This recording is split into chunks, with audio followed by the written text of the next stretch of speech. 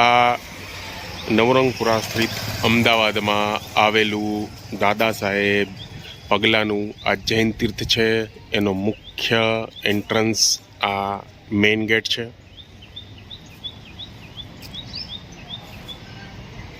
અહીંથી અંદર પ્રવેશતા જ જમણા હાથે આ જે પેલું દેખાઈ રહ્યું છે દેરાસર, એ દાદાના પગલાં છે. અને બીજું આ દેખાઈ રહ્યું છે એ જૈન તીર્થ છે. આ નવરંગપુરા સ્થિત દાદા સાહેબ જૈન દેરાસર છે, જેમાં મૂળ નાયક શ્રી મુનીશ્વર સ્વામી અહીંયા બિરાજમાન છે. એની કાર્યાલય ઓફિસ છે.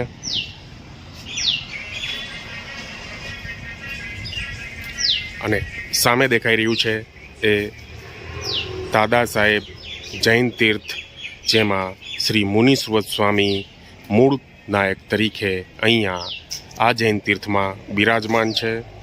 એકદમ અમદાવાદમાં સેન્ટરમાં મૂળ લોકેશનમાં આવેલું આ જૈન તીર્થ એકદમ પ્રભાવશાળી અને બહુ જ જૂનું ગણાવી શકાય આ જૈન તીર્થને.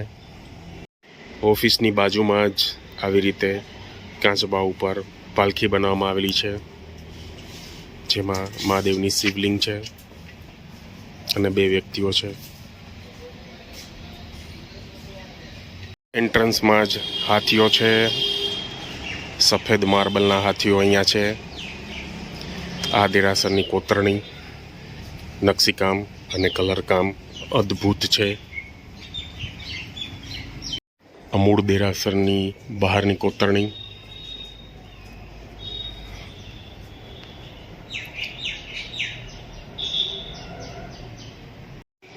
મૂળ દેરાસરનો અંદરનો ભાગ એ બી કલરફુલ. એમાં ઝુમ્મરો છે ગુમ્મચના વચ્ચે જ. એકદમ ભવ્યાતિ ભવ્ય કોતરણી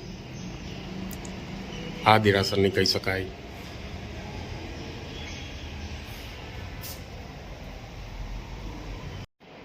ઝુમ્મરો, મૂર્તિઓ, કોતરણીઓ,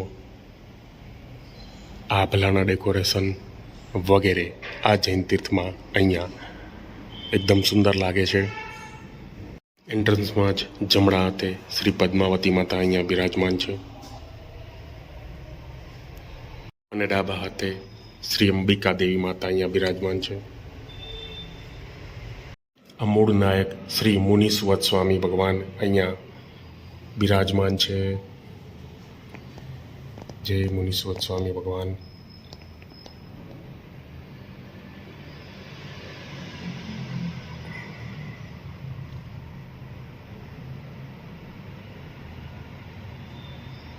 જમણા હાથે શ્રી મહાવીર સ્વામી ભગવાન છે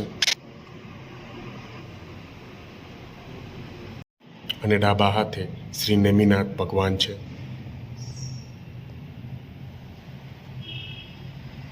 મૂળ નાયકની ડાબા હાથની ડેરીમાં શ્રી ધર્મનાથ ભગવાન અહીંયા બિરાજમાન છે.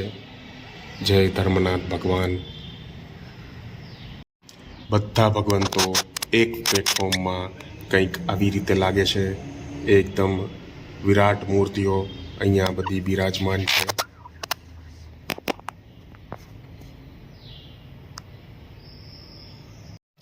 જમણા હાથની ડેરીમાં અહીંયા શ્રી શાંતિનાથ ભગવાન બિરાજમાન છે.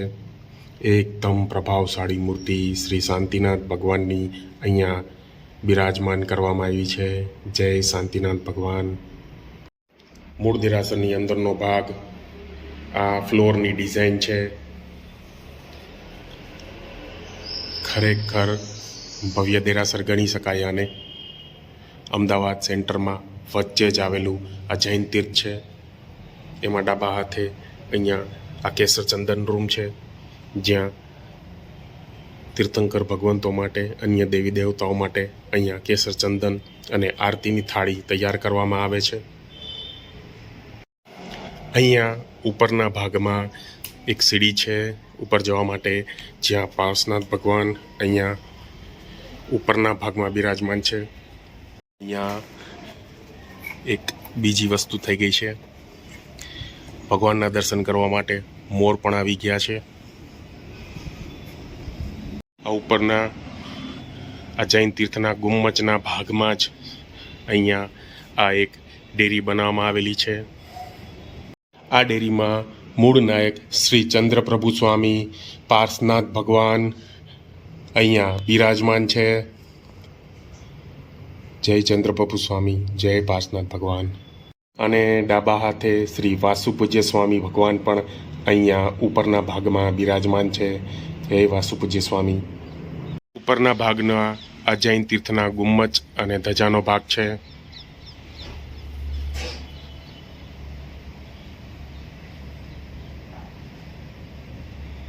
જમણા હાથે અહીંયા નીચે પણ તીર્થંકર ભગવંતોનું આ નાનું દેરાસર બનાવવામાં આવેલું છે. સાઈડ જવા માટેના આ પગથિયા અહીંયા આપવામાં આવેલા છે, જે મૂળ દેરાસરની જમણા હાથે આવેલું છે. આ મૂળ શ્રી દાદાજી દત્તસુરીજી છે. એની આ આખી અહીંયા ડેરી બનાવવામાં આવેલી છે.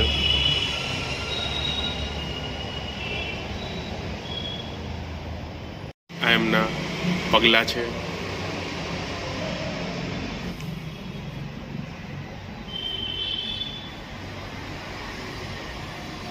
આ દાદાજી દત્તસુરીજી છે. અતિ પ્રભાવશાળી મૂર્તિ એમની અહીંયા બિરાજે છે.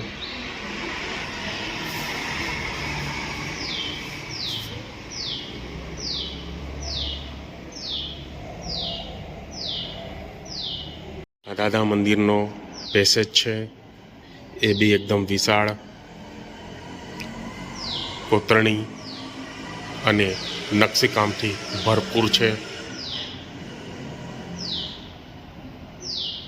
અમદાવાદમાં સેન્ટરમાં જ આવેલું આ જૈન તીર્થ ટ્રાન્સપોર્ટેશન માટે એકદમ અહીંયા ઇઝી રીતે તમે આવી શકો છો. અહીંયાની મુલાકાત, અહીંયા દાદાજીના દર્શન અને તીર્થંકર ભગવંતોના દર્શન અચૂક કરવા જોઈએ. પીવાના પાણીની એન્ટ્રન્સમાં જ અંદર આવતા ડાબા હાથે આ પરબ આપવામાં આવેલી છે. આ જૈન તીર્થની અંદર અલૌકિક મૂર્તિઓની કલા કોતરણી અહીંયા કરવામાં આવેલી છે. જોતા તમને અદ્ભુત આ મૂર્તિઓના અહીંયા અનુભવ થશે. આ જૈન તીર્થની અંદર એક નાનું પણ ખૂબ જ સુંદર અને લીલુંછમ ગાર્ડન છે, કે જેમાં ફેમિલી સાથે તમે આરામથી અહીંયા શાંતિની પળ માણી શકો એવું આ ગાર્ડન બનાવવામાં આવ્યું છે. ઘણા બધા ફૂલ છોડ અહીંયા રોપવામાં આવ્યા છે, જે એકદમ સુંદર લાગે છે. અહીંયા દાદા સાહેબના પગલાંની ડાબા હાથે શ્રી નાકોડા ભૈરવજીની આ ડેરી બનાવવામાં આવેલી છે, જેમાં શ્રી નાકોડા ભૈરવજી અહીંયા બિરાજમાન છે. અતિ ભવ્ય પ્રભાવશાળી મૂર્તિ શ્રી નાકોડા ભૈરવજીની અહીંયા બિરાજમાન છે. અહીંયા આ સાઈડમાં જમણા હાથે શ્રી ઘંટાકર્ણ મહાવીર મહુડીવાળા દાદાની આ અહીંયા ફોટો ફ્રેમ મૂકવામાં આવેલી છે. જય ઘંટાકર્ણ મહાવીર દેવ. જમણા હાથેની ડેરીમાં શ્રી ક્ષેત્રપાલ વીરજી અહીંયા બિરાજમાન છે. જય ક્ષેત્રપાલ વીર જય. એની બાજુમાં આ ડેરી છે, એમાં નાકોડા ભૈરવજી, શ્રી દેવચંદ્રજી મહારાજ સાહેબ અહીંયા એના પગલાં છે. અહીંયા શ્રી પદ્માવતી માતા છે. એકદમ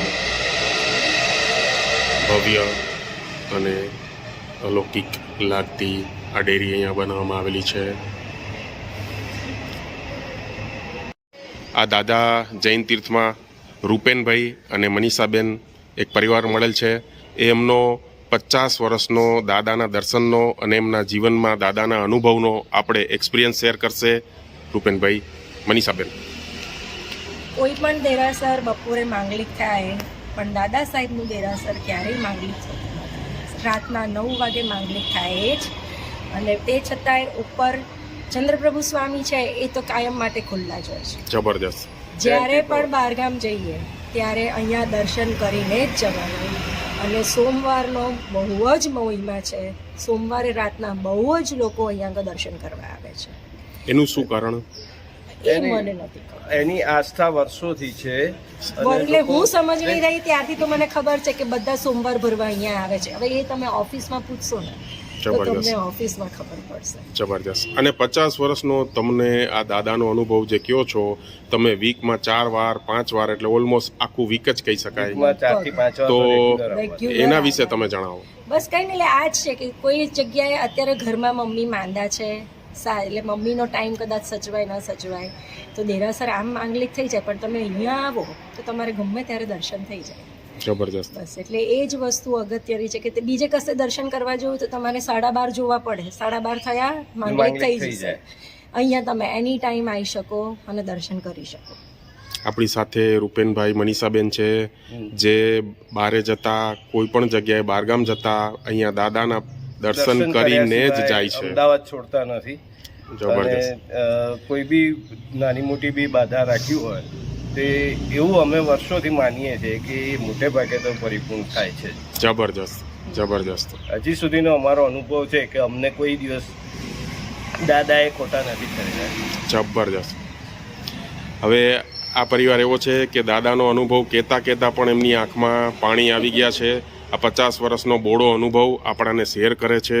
તો આપણે ભાગ્યશાળી છીએ કે આપણને આ લોકોનો અનુભવ જાણવા મળ્યો, આ દાદાના દર્શનના ઇતિહાસનો. આ સામે જે 4 રસ્તા દેખાઈ રહ્યા છે એ ગુજરાત યુનિવર્સિટીના છે. એની બાજુની એટલે કે બાજુની અને સામેની ગલી કહી શકાય, એમાં જ આવેલું આ દાદા સાહેબના પગલાંનું જૈન મંદિર છે, જૈન તીર્થ છે. એકદમ ઇઝી લોકેશન છે. अभी नया बनने वाला है ये,